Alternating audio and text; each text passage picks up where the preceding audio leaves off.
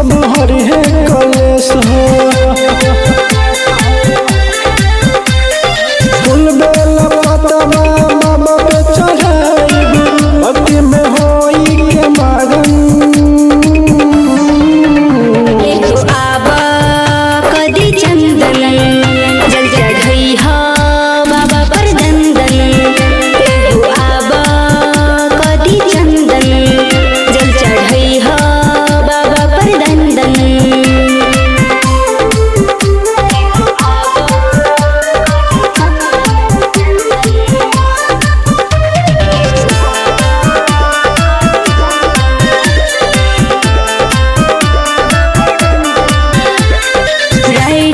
कृष्ण कन्हैया पवनमा देव घर जाले जगदीप चढ़ते सवनमा।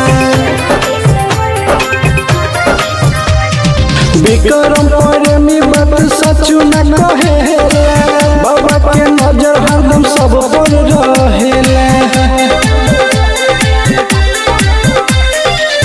आइल बदरिया